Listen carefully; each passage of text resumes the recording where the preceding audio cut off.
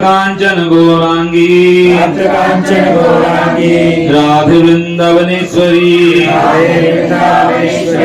वृषभानुसुते देवी प्रणमामि हरिप्रिये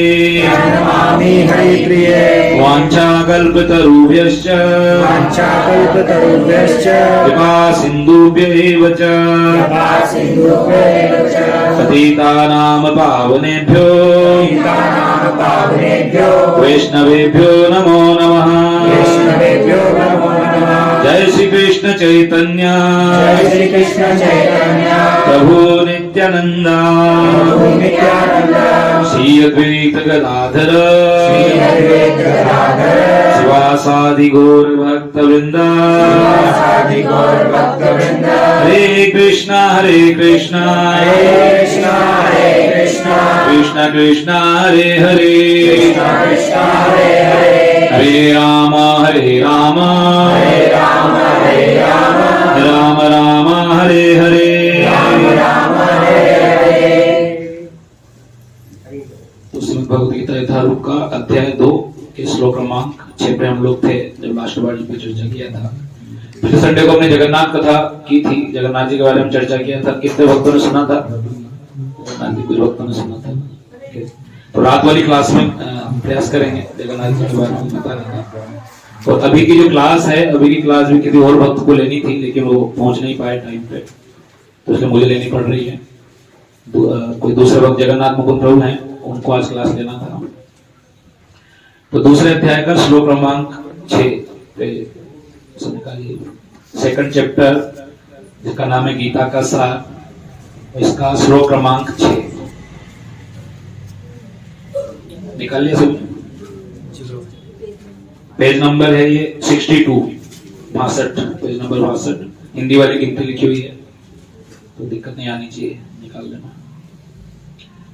मेरे पीछे जो शब्दार्थ पहले बोलिएगा। न च एतत् विद्यः कतरत् नः गरीयः यद्वा जयेम यदि वा नः जयेयुः यान् एव हत्वा न जीजीविषामः ते अवस्थिताः प्रमुखे धार्तराष्ट्राः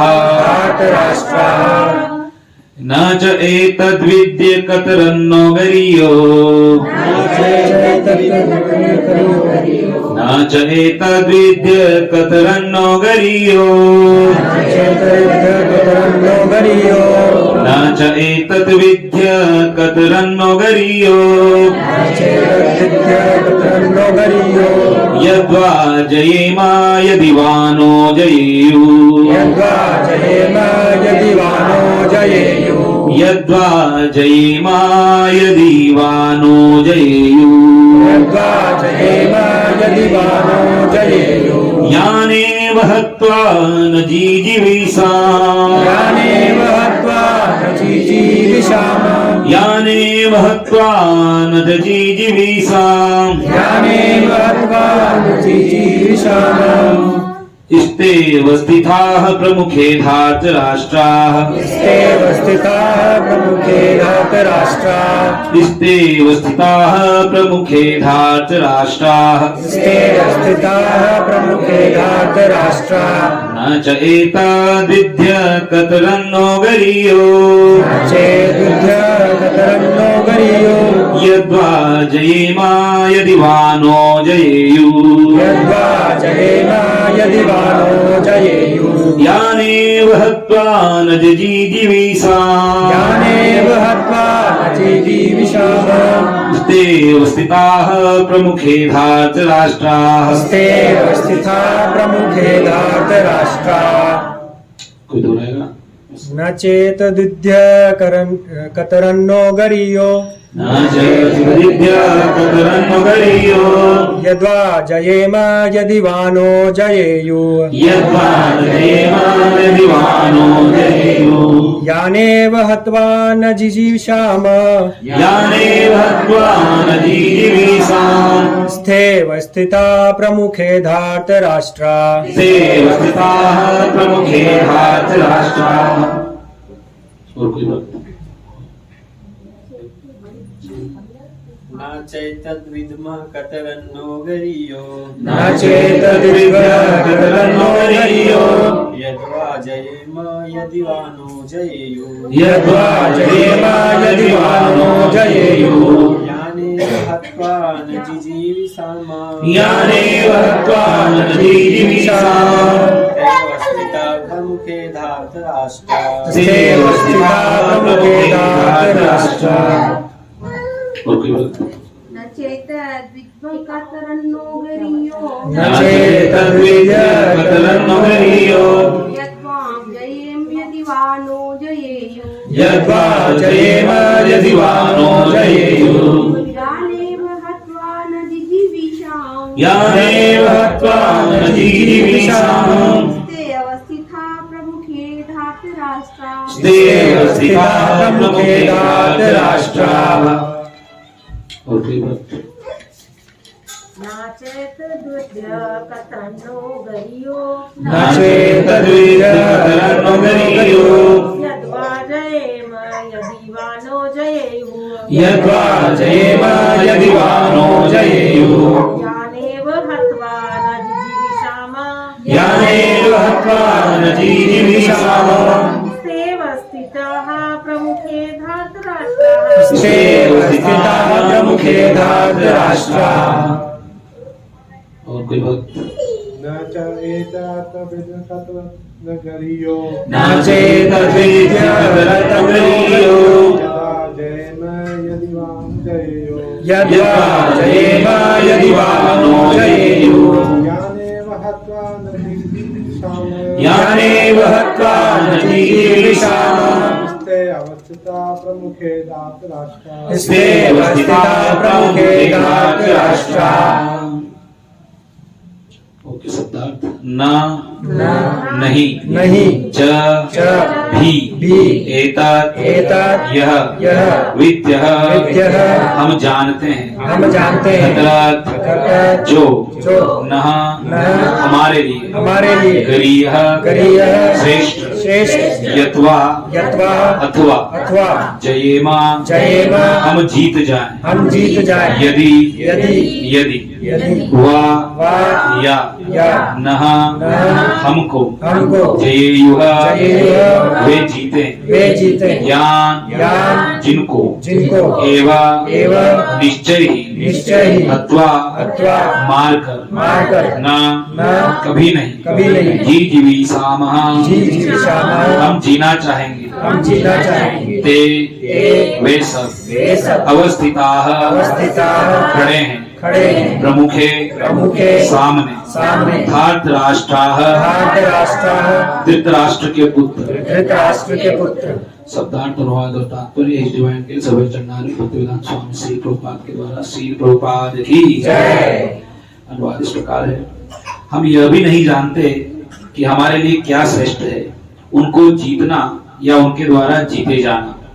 यदि हम धृतराष्ट्र के पुत्रों का वध कर देते हैं तो हमें जीवित रहने की आवश्यकता नहीं है, फिर भी वे युद्ध भूमि में हमारे समक्ष खड़े हैं। तात्पर्य, अर्जुन की समझ में यह नहीं आ रहा था कि वह क्या करे, युद्ध करे और अनावश्यक रक्तपात का कारण बने।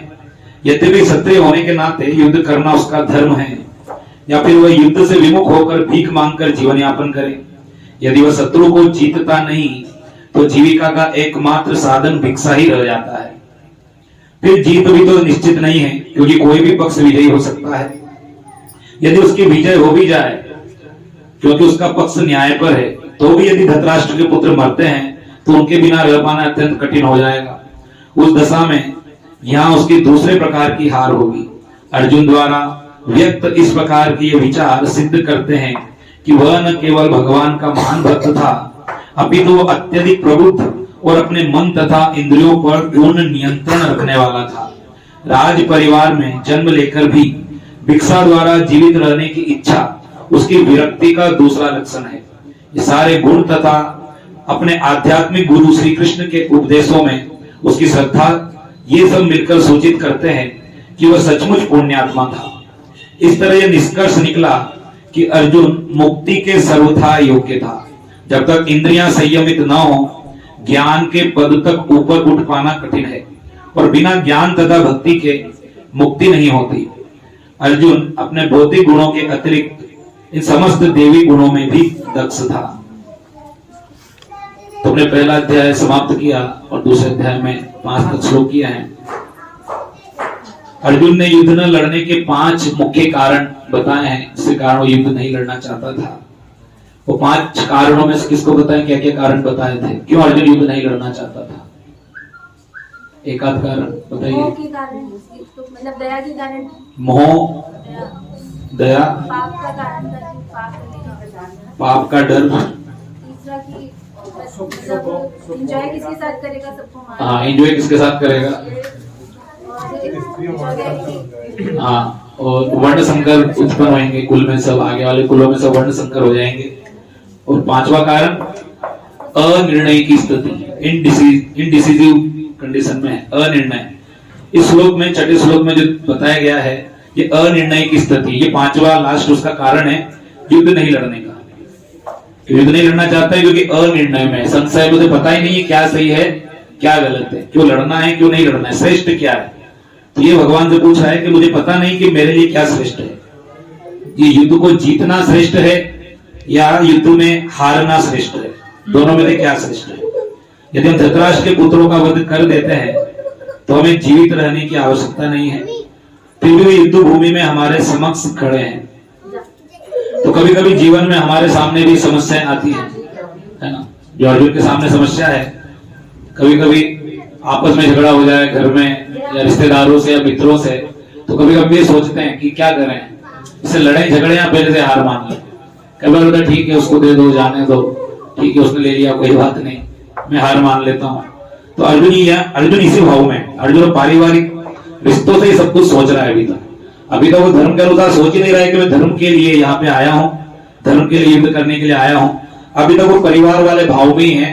अभी तो उसको लग रहा है कि मेरे सामने मेरे ताऊ के लड़के खड़े हैं सारे, और कोई बात नहीं, कभी आपस में लड़ते हैं झगड़ते हैं तो एक पक्ष को तो डाउन होना पड़ता है, एक पक्ष को तो हार स्वीकार करनी ही पड़ती है। तो अर्जुन समझ रहा है कि हारने में भी अपने आप जीत है, अपनों से हारना भी जीतना ही होता है। कि ठीक है चलो दे दिया, बच्चे ने जिद किया और पिताजी मना कर रहे नहीं बेटा नहीं लेना है, ये नहीं लेना है, फिर भी कभी पिताजी हार मान लेते हैं, चल तुझे चाहिए तो तुझे दे देते हैं। तो अर्जुन इसी पारिवारिक मोह में फंसा हुआ है। वो ये सोच रहा है कि समझ नहीं आ रहा है कि इनसे जीत के भी करूंगा क्या। अब पिता पुत्र से जीत भी जाए या भाई भाई से जीत भी जाए तो फिर क्या अंतर पड़ने वाला है। अर्जुन अभी तक पारिवारिक भाव से ही पूरे युद्ध को देख रहा है, इसलिए प्रश्न पूछ रहा है कि जीतना श्रेष्ठ है या हारना श्रेष्ठ है, दोनों में श्रेष्ठ क्या है। तो प्रभुपाद जी जो तात्पर्य लिख रहे हैं वो अर्जुन की मनोदशा के अनुसार उन्होंने तात्पर्य लिखा कि अर्जुन का उस समय क्या भाव चल रहा है। तो अर्जुन क्या चाहता है कि अनावश्यक रक्तपात से बचना चाहता है, और रक्तपात भी किसका करना पड़ रहा है, अपने ही परिवार के लोगों का करना पड़ रहा है। तो यद्यपि वो क्षत्रिय है, क्षत्रिय होने के नाते युद्ध करना उसका धर्म है, फिर भी वो ये तर्क दे रहा है कि युद्ध करने की अपेक्षा भीख मांग करके खा लूंगा। और भीख मांगना किसी के लिए संभव नहीं हो पाता, एक साधारण व्यक्ति भीख मांग के जीवन नहीं गुजारना चाहेगा, वही क्षत्रियों के लिए तो बिल्कुल संभव नहीं है। क्षत्रियों के लिए संभव ही नहीं कि भीख मांग करके जीवन यापन कर लें। लेकिन अगर वो युद्ध नहीं लड़ेगा तो युद्ध लड़े बिना तो उसके पास अन्य कोई उपाय नहीं है। क्यों उपाय नहीं है? नहीं, उसके लिए भीख मांगने के अलावा अन्य और कोई उपाय क्यों नहीं है? उसका धर्म है, उसका धर्म है। नहीं, अगर वो भीख नहीं मांगता है, मतलब कोई उपाय क्यों नहीं कि भीख ही क्यों मांगना पड़ेगा उसको? क्योंकि दुर्योधन ने तो साफ मना कर दिया। हाँ, दुर्योधन ने तो साफ मना कर दिया था कि एक सुई की नोक के बराबर जमीन में नहीं दूंगा। तो उपाय क्या है उसके बाद? भीख ही मांगनी पड़ेगी अगर जीवन जीना है तो। कि दुर्योधन ने तो बोल दिया था मैं सुई की नोक के बराबर भी जमीन नहीं दूंगा, और जहां पर भी वो जाएंगे उनका पीछा नहीं छोड़ूंगा। दुर्योधन तो चाहता ही नहीं था कि संसार में वो रहे। तो एक कारण ये है कि क्यों उसको भीख मांगना पड़ेगा। उसमें प्रश्न उठ सकता है ना, जब युद्ध नहीं लड़ेगा तो भी जाके नौकरी कर लेगा, कहीं दुकान पे जाकर नौकरी कर लेगा, कोई बिजनेस कर लेगा, वो तो नहीं, भीख ही क्यों मांगना पड़ेगा कि बिजनेस भी नहीं करने देगा। अगर वो जाएगा भी सही कि हम 5 भाई मिलकर कोई दुकान खोल लें, तो दुर्योधन को दुकान भी नहीं खोलने देगा। दुर्योधन को कुछ करने भी दूंगा, चाहे जो करना चाहे कर ले, चाहे कुछ भी उपाय करने का प्रयास करें, इनको मैं कुछ करने नहीं दूंगा। इसलिए प्रभुपाद यहां बता रहे हैं कि वो भीख मांगने के सिवा उसके बाद अन्य कोई उपाय नहीं रहेगा। और वो इतना कंफर्टेबल है कि वो मैं भीख मांगूंगा, कोई टेंशन नहीं। इतना कंफर्टेबल है कि मुझे भीख मांगने में भी कोई समस्या नहीं है, क्योंकि ऐसा जीवन उसने ऑलरेडी जिया था। 13 साल के लिए वनवास थे, तब पांचों भाई भीख मांगने जाते थे और अच्छे से भीख मांग करके आते थे, राजी खुशी होकर के मिल बांट के खाते थे। द्रौपदी बनाती थी, सब मिल बांट के खा लेते थे। तो वनवास के समय उन्होंने वो स्थिति पहले भी देखी थी। तो उन्होंने बोला कि 13 वर्ष निकाल दिया हमने भीख मांगते हुए ऐसे भिक्षुकों की तरह, बाकी जीवन में निकाल देंगे, कोई बड़ी बात थोड़ी ना है। तो वो तो यही एक प्रकार का जो है तर्क दे रहा था कि भीख मांग के खा लेंगे, लेकिन रक्तपात करने का क्या अर्थ है? क्योंकि अभी तक वो पूरे युद्ध को परिवार के ही पॉइंट ऑफ व्यू से देख रहा है कि तो परिवार की जमीन की लड़ाई है। ये कोई पारिवारिक जमीन की लड़ाई नहीं है, कोई जमीन की लड़ाई है कि कहीं भी जाकर के उसको सुलझा लेंगे मामले को, या फिर जमीन के लिए लड़ रहे हैं। ये लड़ाई धर्म की है। तो धर्म की लड़ाई है तो सबसे पहले धर्म का अर्थ ही जानना पड़ेगा। धर्म होता क्या है, क्या होता है धर्म, किसको पता है धर्म की परिभाषा? धर्मम तो साक्षात भगवत प्रणीत। सिद्धांत ने बताया कि भगवान की वाणी ही धर्म है। जो भगवान ने कहा वो धर्म है। भगवान ने कहा मारो तो मारना धर्म है।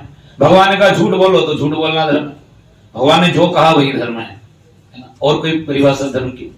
सवै पुंसाम करो धर्मो यथो भक्ति अधोक्षजे। सवै पुंसाम करो धर्मो यथो भक्ति अधोक्षजे। वासुदेव है तू की प्रतिहता ये आत्मा सुप्रसिद्धि। तो सब बड़े बड़े महात्मा बैठे हैं तो संस्कृत में परिभाषा बता रहे हैं धर्म की।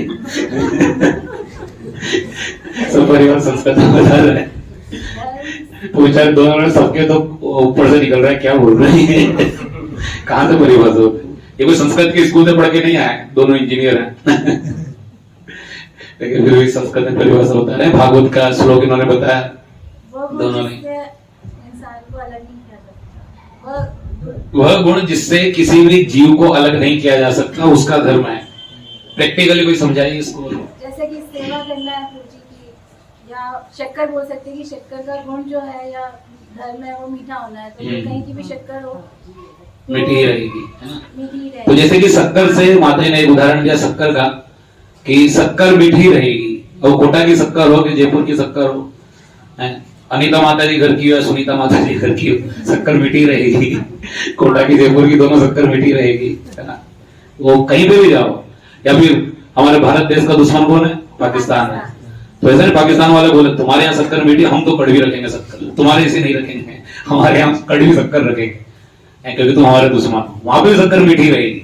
शक्कर कहीं पे भी चली जाए, शक्कर कहीं की भी हो, हर जगह वो मीठी रहेगी। उसका स्वभाव ही मिठास देना है।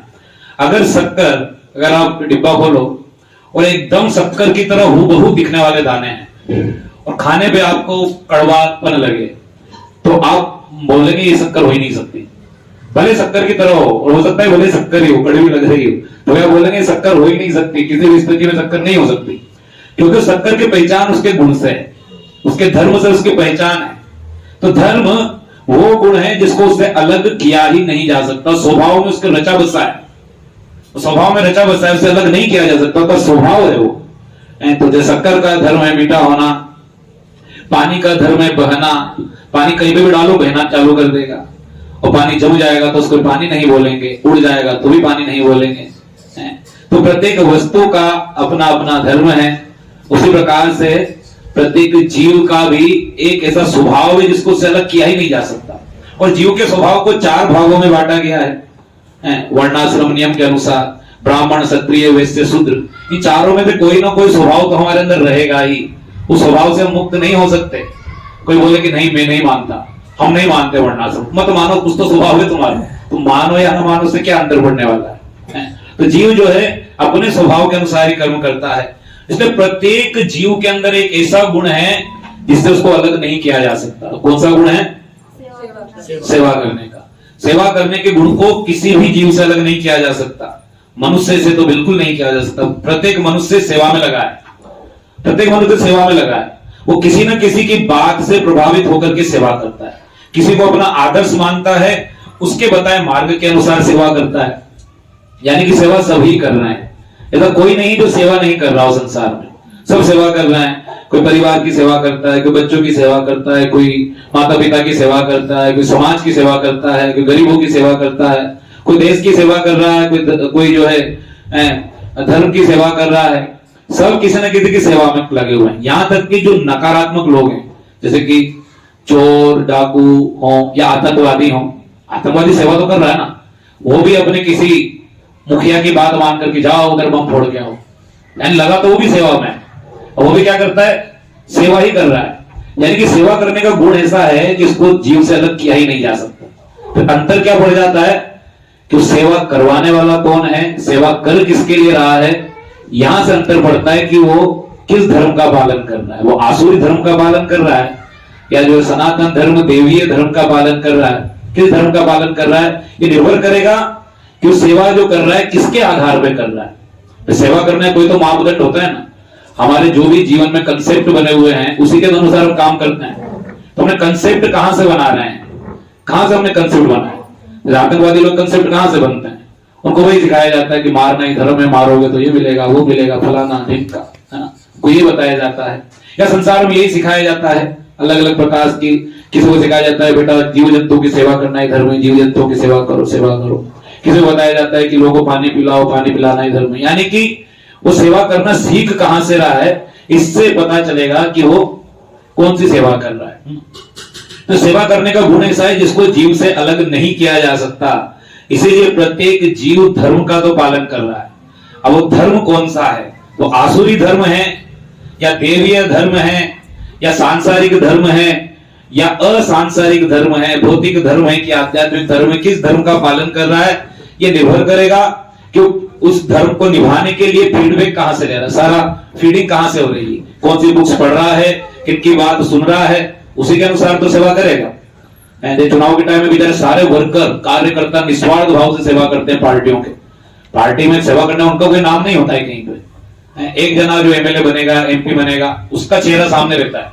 एक काम करने वाले कौन होते हैं, कार्यकर्ता ही होते हैं, वर्कर ही होते हैं जो काम करते हैं।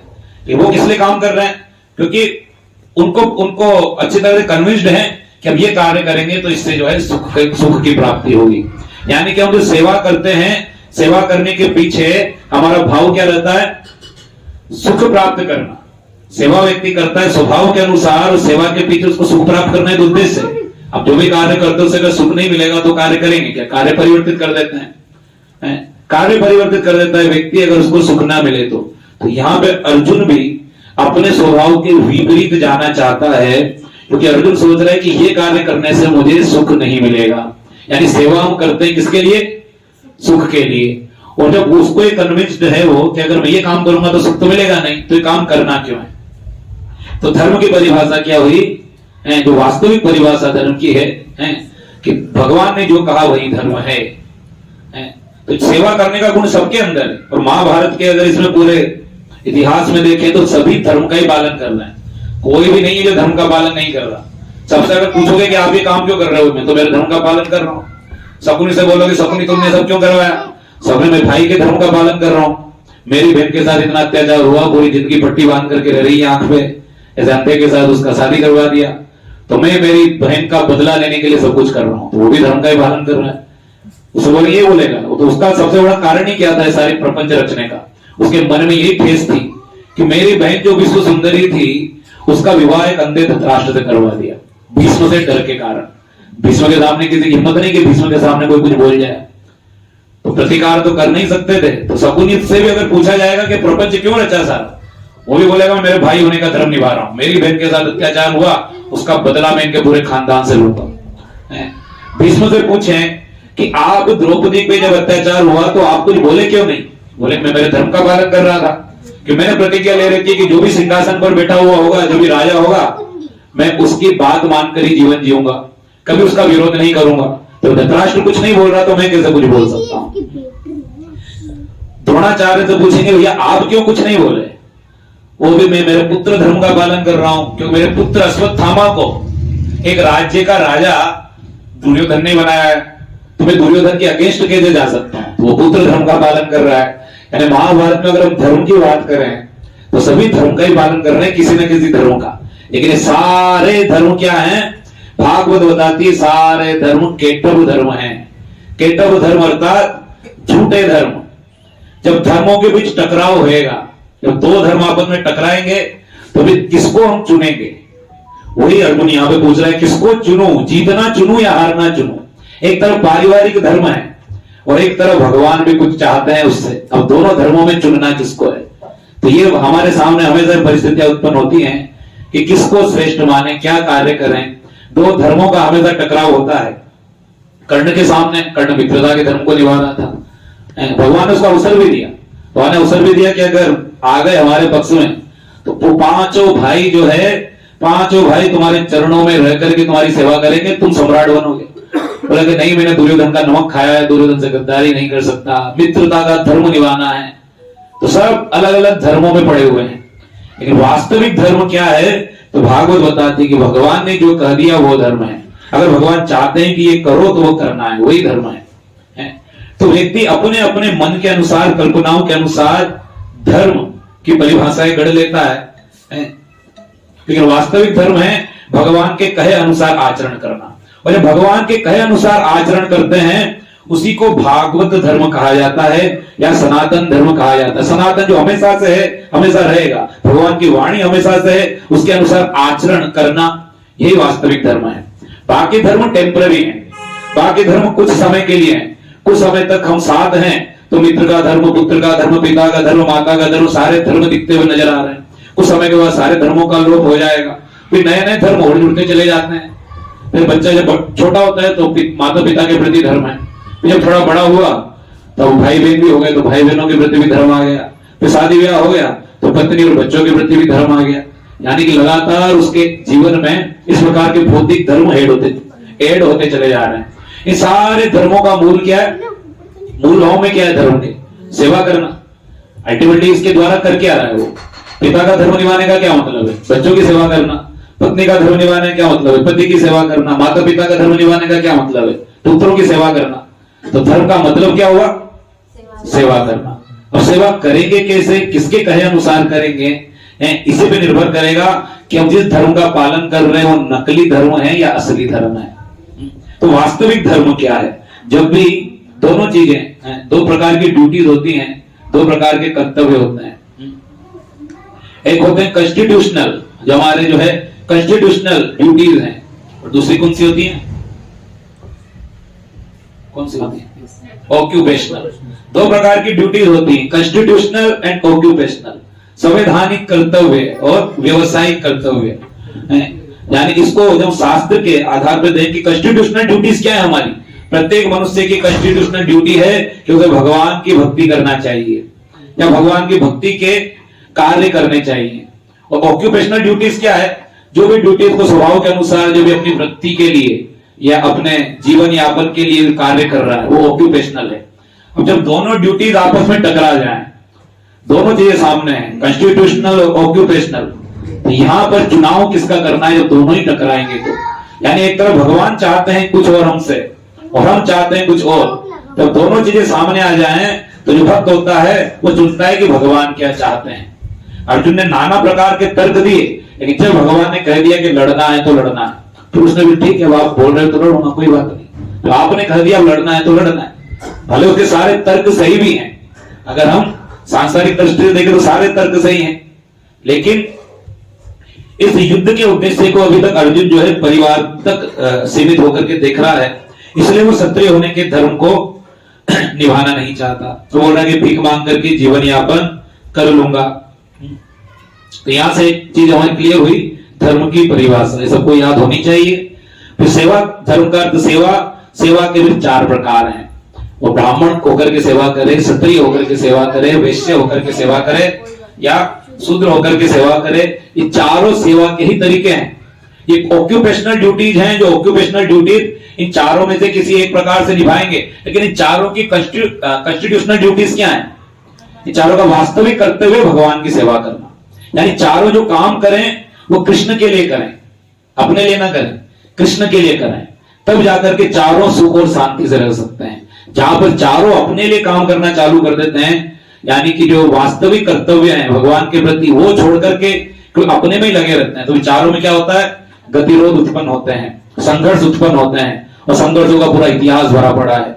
इसलिए हम देखेंगे कि जो भगवान को लेकर के कार्य करता है, भगवान को केंद्र में रखकर वो अपने कर्तव्यों को ज्यादा अच्छे से निभा पाता है।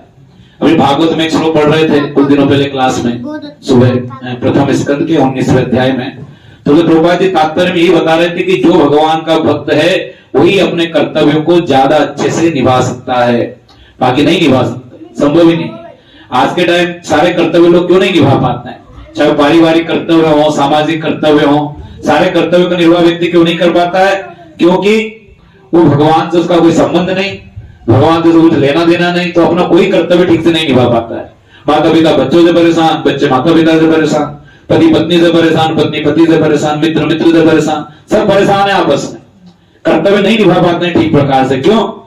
क्योंकि कृष्ण को केंद्र में नहीं रखा हुआ, कृष्ण को निकाल दिया केंद्र से, वो अपने आप को केंद्र में रख करके सब बैठ जाते हैं। तो प्रभुपाद जी बता रहे थे भागवत के तात्पर्य में कि जो भक्त होता है वही अपने कर्तव्यों का ठीक प्रकार से निर्वाह कर सकता है, क्योंकि उसके हृदय में सभी के लिए करुणा होती है। जो करुणा अर्जुन दिखा रहा है वो करुणा होती है किसी पे जो अनावश्यक रूप से चाहता ही नहीं है मैं किसी का बुरा करूं। तो चारों जो सेवा करने के तरीके हैं, वर्ण, 4 प्रकार के वर्ण या 4 प्रकार के आश्रम, वास्तव में जो सनातन धर्म है उसे वर्णाश्रम धर्म ही कहा जाता है। सनातन धर्म को वर्णाश्रम धर्म कहा जाता है। बाकी जो हम धर्म शब्द का उपयोग कर देते हैं किसी और पंथों के लिए, वो सब मजहब हो सकता है, रिलीजन हो सकता है, लेकिन धर्म नहीं हो सकता। धर्म अपने आप में बड़ा विस्तृत शब्द है, इसलिए धर्म शब्द को किसी और के साथ तो जोड़ना ही नहीं चाहिए। आप सोचे कि ये ईसाई धर्म है, वो धर्म नहीं है, रिलीजन हो सकता है, धर्म नहीं है। रिलीजन या मजहब का क्या अर्थ है कि एक प्रकार के नियम बना दिए गए, अब उस पर बुद्धि बिल्कुल नहीं लगानी है, बस उनको फॉलो करो, बिल्कुल भी क्रॉस क्वेश्चन नहीं पूछना है, उनको फॉलो करो, चाहे उसमें लॉजिक हो चाहे नहीं हो, और प्रश्न पूछने की कोई छूट नहीं है कि ऐसा क्यों करना है। लेकिन वर्णाश्रम धर्म, सनातन धर्म में इस धर्म की उत्पत्ति ही प्रश्न उत्तर से होती है। अर्जुन प्रश्न पूछ रहा है, भगवान श्री कृष्ण उत्तर दे रहे हैं, परीक्षित महाराज प्रश्न पूछ रहे हैं और सुखदेव गोस्वामी उत्तर दे रहे हैं, यानी कि अथा तो ब्रह्म जिज्ञासा, ये जिज्ञासा से ही उत्पन्न हुआ है। इसलिए ये वास्तविक धर्म की परिभाषा है जो हमें जानना चाहिए, समझना चाहिए। बाकी संसार में तो मूर्ख लोग हैं, किसी भी पंथ को, किसी भी तरीके को जो है उसके पीछे धर्म शब्द जोड़ देते हैं। उसका वास्तव में जो कि हमारा देश सेक्युलर है तो कुछ कर नहीं सकते, लेकिन अगर चाहे तो सारे साधु संतों को जो नियम बताना चाहिए कि हमारे संस्कृत भाषा का धर्म शब्द की के साथ जोड़ना ही नहीं चाहिए। क्यों जोड़ना? आपको मजहब शब्द यूज करना है करो, रिलीजन शब्द यूज करना है करो, धर्म शब्द यूज नहीं करना है। वरना क्या होता है कि लोग जो है धर्म शब्द को ही गलत तरीके समझते हैं। लोग बोलते हैं अरे मानवता ही मेरा धर्म है, बाकी तो धर्म आपस में लड़ाते हैं। अभी मानवता होती क्या है? क्या होता है मानवता का अर्थ? लोग नहीं, किसी धर्म को नहीं मानता, मानवता ही मेरा धर्म है। ऐसे बड़ी बड़ी बातें करते हैं लोग, नहीं जानते कुछ नहीं है। तो इसलिए धर्म शब्द को यहाँ पे हमें क्लियर करना चाहिए। तो स्वभाव 4 प्रकार के होते हैं और स्वाभाविक रूप सबके अंदर कोई ना कोई स्वभाव है। सर सनातन धर्म ही हिंदू धर्म है। हाँ, सनातन हिंदू धर्म, सनातन को ही सनातन एक्चुअली जब और ज्यादा पूजा पद्धतियां आ गई, जब इतने सारे आ गए, पहले तो सनातन धर्म ही था, तो उसको अलग से कोई नाम देने की आवश्यकता थी नहीं, तो कुछ था ही नहीं, एक ही था। जब दूसरी भी मजहब आ गए, दूसरे रिलीजन आ गए, धर्म तो नहीं कहूंगा, तो मजहब आ गए, रिलीजन आ गए, तो वो आ गए, तो हमें अपने आप को आइडेंटिफाई करने के लिए एक अलग से वर्ड की जरूरत पड़ गई। या उस समय जो आइडेंटिफाई करने के लिए फिर हिंदू शब्द का उपयोग हुआ। तो सनातन धर्म ही हिंदू धर्म है, अलग नहीं है, है ना। इसलिए तो इतनी पूजा पद्धतियां, नाना प्रकार की देवी देवता, और उसमें भी आपको पूरी छूट है। और ना पूरी छूट है कि आप अपने पूर्ण स्वभाव के अनुसार किसी को भी चुनो, किसी के भी अपने योग्यता के अनुसार किसी को भी पूजो, पूरा छूट प्रदान किया गया है। इतना विस्तृतता और इतनी विचारों में छूट और कोई प्रदान नहीं करे। अब देखते हैं कि जब सनातन काल को देखा हूं, सन 900 और 1000 के काल में चले, जब और कोई था नहीं भारतवर्ष, तो कोई शिव जी को मान रहा है, कोई विष्णु जी को मान रहा है, कोई दुर्गा जी को मानता है, सबको अलग अलग मानते हैं। कहीं ऐसा इतिहास देखने को नहीं मिलेगा कोई भगवान को लेकर के लड़ रहे हैं, झगड़ रहे हैं आपस में, सब अलग अलग को मान रहे हैं। फिर भी कहीं लड़ाई झगड़े का इतिहास ऐसा नहीं मिलता है कि भगवान को लेकर के खून खराबा हो रहा है। और वहीं दूसरी जगह में देखने को मिलता है जो एक ही को मान रहे हैं, फिर भी आपस में लड़ते रहते हैं। बाकी देशों में देखो, अफगानिस्तान में एक ही को मानने वाले हैं ना सब, फिर भी एक दूसरे को मार के भगा रहा है। या किसी भी जगह चले जाओ, एक ही को मान रहे हैं, फिर भी आपस में लड़ रहे हैं। इससे पता चलता है कि वो धर्म है ही नहीं। धर्म केवल एक ही है, वो है जो भगवान ने जो विज्ञान दिया, और वर्णाश्रम धर्म कहो, सनातन धर्म कहो, या फिर अभी की परिप्रेक्ष्य में उसको हिंदू धर्म कहो। तो धर्म शब्द का जो उपयोग है वो हर किसी के साथ नहीं किया जा सकता। इसलिए इस परिभाषा को हमें अच्छे से समझना चाहिए। तो यहाँ पे अर्जुन का जो धर्म है क्षत्रिय धर्म, जैसा मैं बता रहा था, सबका कुछ ना कुछ स्वभाव है, कोई भी स्वभाव से मुक्त नहीं। क्या ऐसा कोई इंस्टीट्यूट है जहाँ पे चारों प्रकार के लोग न रहते हो? कोई बोले कि इक्वलिटी लेकर के आओ, समानता लाना संभव ही नहीं। अब बोलो समान, सब समान हो जाएंगे, सब समान कैसे हो सकता है? समान हो ही नहीं सकते, सबका स्वभाव अलग अलग है। इसलिए आप देखो, कोई भी इंस्टीट्यूट हो, चाहे कोई फैक्ट्री हो, चाहे कोई कंपनी हो, हर जगह चारों तरह के लोग पाए जाते हैं। एक लोग होंगे जो ज्ञान देने का काम करेंगे, या फिर योजनाएं बनाने का काम करेंगे, जो कि इंटेलेक्चुअल वर्क कहलाएगा, इंटेलेक्चुअल लोग होंगे। किसी कंपनी में जाए, उनका डिपार्टमेंट होता है अलग से, उनका कंसल्टेंसी डिपार्टमेंट होगा, जो बस केवल अपनी बुद्धि का काम करेंगे कि मैं तुम्हें एक आइडिया देता हूँ, इस आइडिया के द्वारा तुम्हारा जो ग्रोथ बढ़ जाएगा। ये ब्राह्मण वर्ग का काम है आइडिया देना। तो ब्राह्मण क्षत्रियों को आइडिया दिया करते थे। मैं कल एक मैसेज पढ़ रहा था, उसमें आया था कि कोलगेट कंपनी जो थी, कोलगेट कंपनी में एक व्यक्ति आया, उसके मालिक से मिला, उसे आगे बोला मैं तुम्हें एक आइडिया दूंगा जिससे तुम्हारी सेल बढ़ जाएगी, लेकिन उसके बदले में $1 लाख रुपए तुमसे लूंगा। तो बताया क्या आइडिया है कि आपका जो ट्यूब है ना, ट्यूब के छेद को थोड़ा चौड़ा कर दो। तो ट्यूब के छेद को चौड़ा कर दो, इतना सा आइडिया दिया उसने। तो पेस्ट होता है, पेस्ट का पहले छेद छोटा आता था कोलगेट का, बाद में उन्होंने उसके छेद को बड़ा कर दिया। जब छेद बड़ा होगा तो लोग ज्यादा यूज करेंगे, क्योंकि सुबह सुबह हम इतने जल्दबाजी में होते हैं। अगर छेद छोटा है ना, छोटा छेद है तो उसमें नहीं निकल रहा, थोड़ा सा निकल के करके आ जाएंगे। लेकिन जब छेद बड़ा होगा तो अपना में ज्यादा पेस्ट निकलेगा, जब ज्यादा पेस्ट निकलेगा तो ज्यादा जल्दी खत्म होएगा, ज्यादा जल्दी खत्म होएगा तो उनकी सेल अपने आप बढ़ेगी।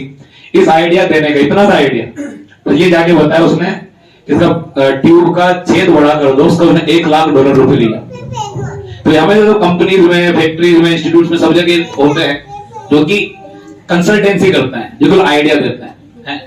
जब प्रभु जी भी आइडिया देते, तुमने कहाँ इन्वेस्ट करना है, कहाँ नहीं करना है, टैक्स कैसे बचाना है, अपने कस्टमर्स को आइडिया देते होंगे, है ना। सी है प्रभु जी, तो बताते होंगे, आइडिया देते होंगे, आइडिया का पैसा है, कैसे बचाना है, कहाँ पे बचाना है। तो डिपार्टमेंट हमेशा रहेगा जो इंटेलेक्चुअल डिपार्टमेंट।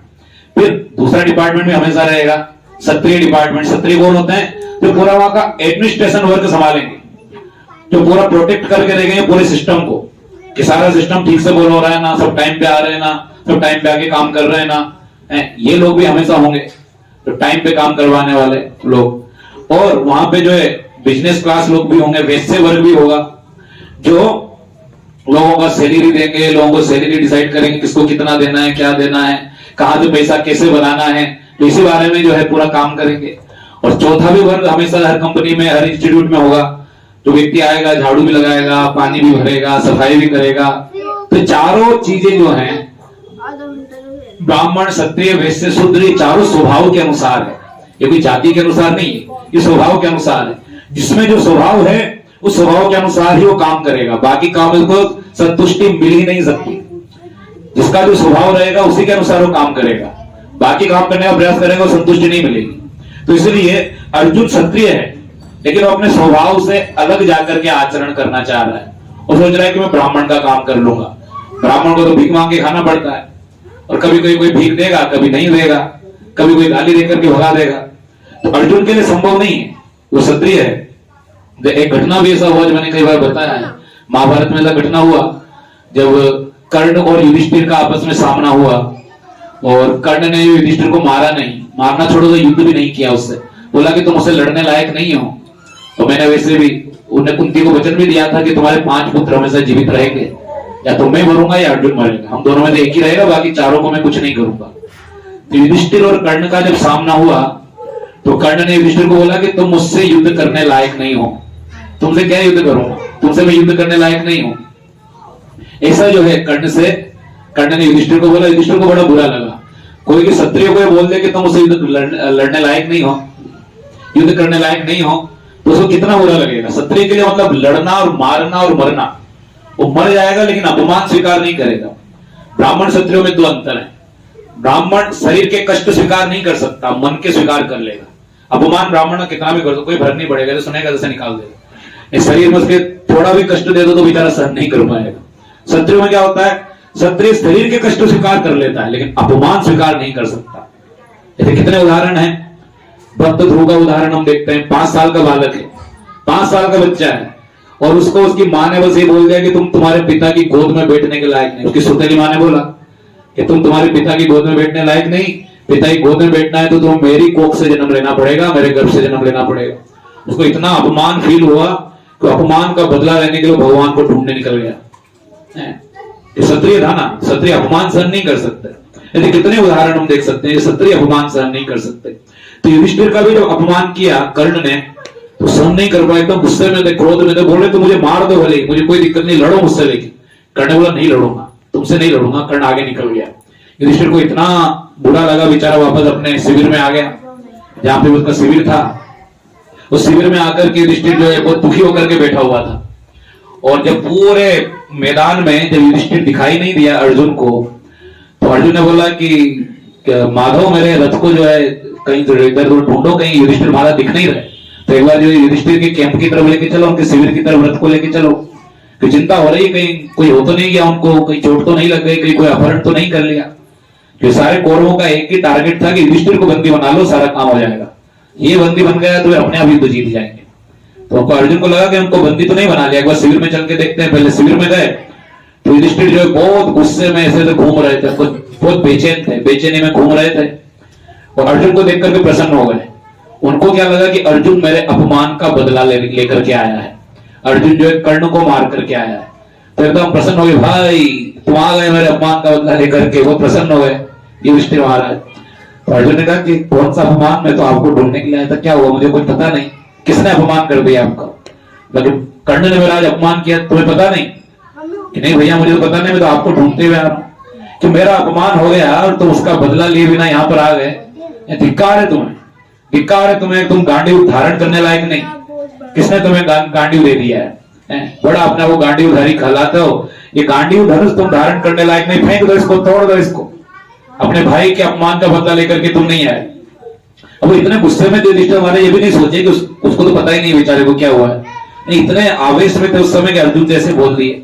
अब अर्जुन ने भी प्रतिज्ञा लिया हुआ था कि अगर कोई मुझे बोल देगा कि तुम गांडीव धारण करने लायक नहीं, जिसने बोला ऐसा, वो उसका गर्दन उसी समय धड़ से अलग कर दूंगा। अगर किसी ने बोल दिया, सबको अटैचमेंट होता है अलग अलग चीजों से। लेकिन बच्चे तो बोलते रहे मोबाइल छोड़ दे तो गेम खेलने लायक नहीं, तो फिर बेचारा जो कितना परेशान हो जाता है, रोने लग जाएगा, है ना, कि उसका अटैचमेंट होता है उससे।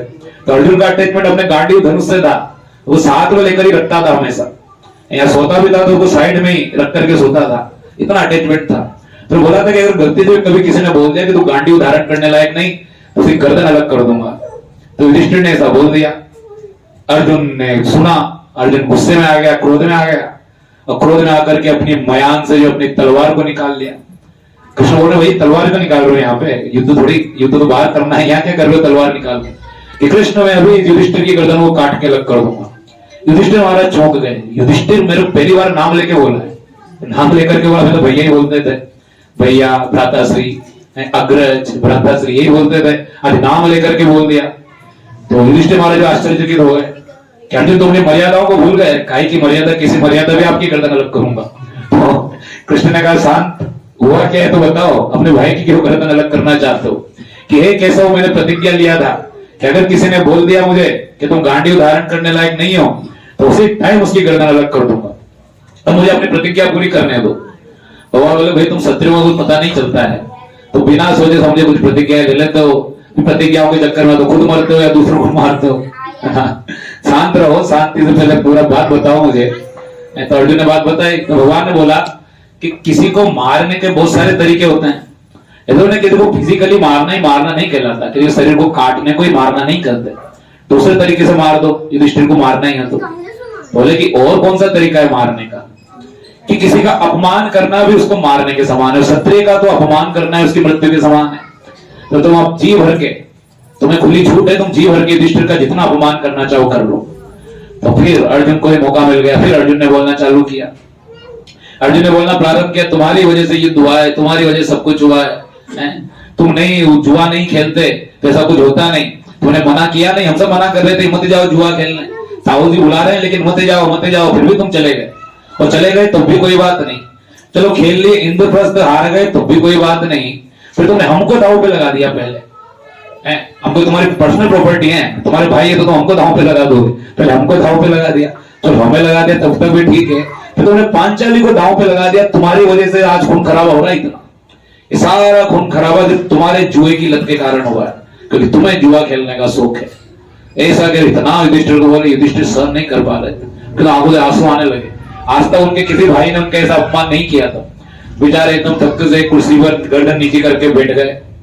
फिर कृष्ण भगवान ने बोला बस अब वो मर गए, देखो शांति से बैठे ना, मर गए लोग, अब ज्यादा अपमान मत करो बस, ठीक है। तो फिर तलवार तो अर्जुन ने बस म्यान में रख रहा था, एक म्यान में तलवार रखते रखते फिर वापस हाथ में ले ली कि अब क्या हो गया, अब तो अंदर डालो, कि नहीं अब मैं जीने लायक नहीं, अब तो मैं खुद की गर्दन काट लूंगा।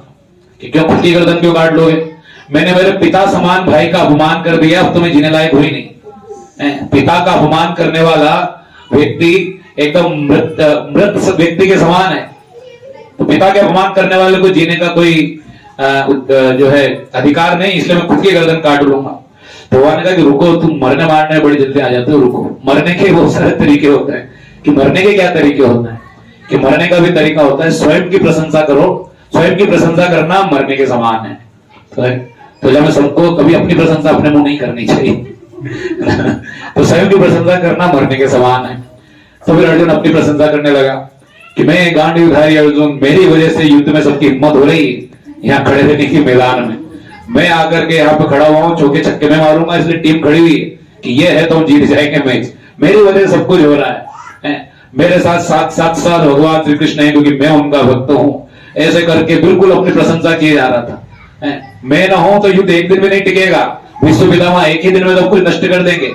मैं ही सबसे अधिक शक्तिशाली हूं, मैं गांडीवधारी हूं, मेरे पास ब्रह्मास्त्र है, मैंने शिवजी को भी प्रसन्न करके उनसे पाशुपति अस्त्र लिया। ऐसे करके अपनी बड़ाई करने लगा। तो भगवान ने बोला कि बस अब तुम मर गए हो, बहुत बड़ाई कर ली अपनी, अब हथियार उठाओ। बोला भैया युधिष्ठिर, भगवान ने बोला भैया युधिष्ठिर आपको रेस्ट करना है, रेस्ट करो, हम जा रहे हैं युद्ध करने वापस रथ में बैठ करके। फिर भगवान जाते समय जब गेट से बाहर निकल रहे हैं तो अर्जुन के कंधे पे हाथ रखा हुआ है और भगवान बोल रहे हैं, और भाई बता, पहले दिन जब बड़ा बोल रहा था भीख मांग के खा लूंगा, मैं तो युद्ध नहीं करूंगा, यहाँ भाई ने इतना सा बोल दिया तुम गांडी धारण करने लायक नहीं, उसमें तुम उसकी गर्दन उतारने को तैयार हो गए। कल से अगर भीख मांग के खाते कोई बोलता नहीं दूंगा तुम्हें भीख, भिखारी कहीं के, तुम तो उसकी गर्दन उतार लेते वहीं पे इसलिए मैं बोल रहा था कि अपने स्वभाव के अनुसार कर्म करो। ये भीख मांगना, ब्राह्मण बनना तुम्हारे बस की बात नहीं है। तुम क्षत्रिय हो, क्षत्रिय वाला कर्म करो, अपने स्वभाव के अनुसार कार्य करो। तो अर्जुन जो है यहाँ पे अपने स्वभाव के अनुसार कार्य नहीं कर रहा है, पूरी तरीके से जो है कंफ्यूजन में है, भ्रम में है कि क्या करूं क्या ना करूं। लेकिन यहाँ पे उसका एक और पक्ष अर्जुन का बताया गया है प्रभुपाद जी। दूसरा पक्ष ये बता रहे हैं कि चूंकि वो भगवान का भक्त है, उसका अपना मन और इंद्रियों पे पूर्ण नियंत्रण है, इसलिए उसे कोई फर्क नहीं पड़ता कि उसके पास कोई महल हो या वो जंगल में रहे। अर्जुन क्षत्रिय तो है, लेकिन उससे बढ़कर के अर्जुन भगवान का भक्त भी है। भक्त को कोई अंतर नहीं पड़ता कि उसके जीवन में सुविधाएं हो या असुविधाएं हो। तो अर्जुन सोच रहा है कि ठीक है, नहीं होगी सुविधाएं तो कोई बात नहीं, नहीं होएगा महल, नहीं होएगा राज्य, तो जंगल में रह लेंगे, सुविधाओं की क्या आवश्यकता है। तो एक दृष्टिकोण यह है कि अर्जुन चूंकि भक्त है भगवान का, इसलिए उसके मन में दया भाव होना स्वाभाविक है। तो इसलिए यहाँ पे प्रभुपाद जी बोल रहे हैं कि वो पुण्यात्मा है, वो पुण्यात्मा है, इसलिए इस प्रकार का भाव रख रहा है कौरवों के प्रति या युद्ध में। इससे निष्कर्ष निकलता है कि अर्जुन मुक्ति के सर्वथा योग्य था, क्योंकि जिस प्रकार का पुण्यात्मा हो, जिसका अपनी मन और इंद्रियों पे नियंत्रण हो, यानी उसका इंद्रियों पे नियंत्रण को चाहिए ही नहीं, महल राज्य वगैरह कुछ नहीं चाहिए। और बिल्कुल ये नहीं सोच रहा है कि अच्छा जब राज्य मिल जाएगा, बढ़िया चकाचक स्विमिंग पूल होगा, अच्छा तालाब होगा, अच्छा गार्डन होगा, गार्डन में बैठूंगा, सर्दी के टाइम बाहर बैठूंगा, गर्मी में जो एसी चला करके सोऊंगा, वो तो उसके मन में तो कोई विचार है ही नहीं। तो मिल गया तो ठीक, नहीं मिला तो ठीक, कोई बात नहीं, क्योंकि भक्त है, उसका अपने इंद्रियों पे मन पे पूर्ण नियंत्रण है। तो जिसका अपने मन और इंद्रियों पर नियंत्रण है, जिसको कोई अंतर नहीं पड़ता कि उसके पास सुविधा हो या ना हो, दोनों ही स्थितियों में वो सम है, ऐसे ही भक्त जो है, ऐसा ही भक्त या ऐसा ही व्यक्ति मुक्ति के सर्वथा योग्य है। ऐसा प्रभुपाद जी बता रहे हैं क्यों मुक्ति के सर्वथा योग्य है। तो अर्जुन अपने भौतिक गुणों के अतिरिक्त इन समस्त देवी गुणों में भी दक्ष था, उसका अपने मन तथा इंद्रियों पर पूर्ण नियंत्रण था। और अभी वो भ्रम की स्थिति में है, जिसके कि भ्रम को भगवान दूर करेंगे। 10 मिनट और हैं तो 7वां श्लोक भी हम ले लेते हैं। श्लोक दोहराइएगा मेरे पीछे पीछे। कार्पण्य दोष उपहत स्वभाव पृच्छामि तां धर्म सम्मूढचेता पश्चामि त्वां धर्मसम्मूढचेता यश्रेयसा निश्चितं ब्रूहि तन्मे यश्रेयसा निश्चितं ब्रूहि तन्मे शिष्यस्तेऽहं साधिमां त्वां प्रपन्ना। शिष्यस्तेऽहं साधिमां त्वां प्रपन्ना। तो आगे जो है अर्जुन बोला कि अब मैं अपनी कृपण दुर्बलता के कारण अपना कर्तव्य भूल गया हूँ, सारा धैर्य खो चुका हूँ। ऐसी अवस्था में मैं आपसे पूछ रहा हूँ कि जो मेरे लिए श्रेयस्कर हो उसे निश्चित रूप से बताएं। अब मैं आपका शिष्य हूँ और आपका शरणागत हूँ, कृपया मुझे उपदेश दें। तो अर्जुन अपने आप को कृपण बोल रहा है। कृपण का क्या अर्थ है? क्या अर्थ होता है कृपण का? कंजूस। कृपण का अर्थ होता है कंजूस।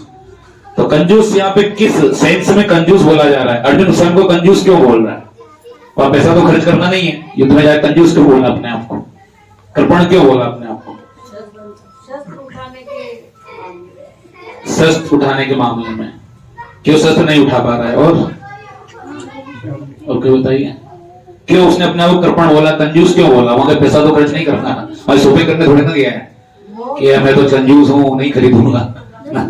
पारिवारिक मोह के कारण। हाँ, पारिवारिक मोह। दुनिया का सर्वश्रेष्ठ धनुर्धर था, लेकिन उसके बाद भी वो युद्ध नहीं लड़ना चाह रहा था। ओके, तो कृपण शब्द का जो अर्थ होता है, कृपण का अर्थ है कि हमारे पास योग्यता है, फिर भी उस योग्यता का उपयोग किसी उच्च उद्देश्य के लिए नहीं करना, है ना। योग्यता है लेकिन योग्यता का उपयोग हम किसी उच्च उद्देश्य के लिए नहीं कर रहे हैं। बस योग्यता है, उसका बस अपने आप तक सीमित है, उस योग्यता का उपयोग सिर्फ अपनी इंद्रिय तृप्ति के लिए कर रहे हैं, उस योग्यता का उपयोग किसी महान उद्देश्य के लिए नहीं कर रहे हैं। तो ऐसा व्यक्ति कृपण कहलाता है। तो अर्जुन ही कृपण नहीं था, यहाँ पे हम सब भी कृपण हैं। हम सबको भगवान ने योग्यताएं दी हैं, लेकिन क्या हम उस योग्यताओं का उपयोग किसी उच्च उद्देश्य के लिए कर रहे हैं? किसी को बोलने की योग्यता है, किसी के पास धन ज्यादा हो सकता है, किसी के पास मैनेजमेंट करने की योग्यता हो सकती है, सबके पास कुछ ना कुछ योग्यताएं हैं, लेकिन क्या हम उन योग्यताओं का उपयोग भगवान की सेवा के लिए कर रहे हैं या नहीं कर रहे हैं? अगर नहीं कर रहे हैं तो हम सब कृपण हैं। तो अर्जुन के पास क्या योग्यता थी? कि वो किसी से हारने वाला नहीं था। इसी अर्जुन ने विराट का जब युद्ध हुआ था, विराट नगर की रक्षा के लिए उसने युद्ध किया था, तो भीष्म, कर्ण, अश्वत्थामा, दुर्योधन, द्रोणाचार्य, सारे जितने भी महायोद्धा थे उन्हें अकेले अर्जुन ने परास्त कर दिया था। ऐसा नहीं था कि भीष्म को उसने पहले हराया नहीं था, भीष्म को परास्त किया हुआ था अर्जुन ने पहले।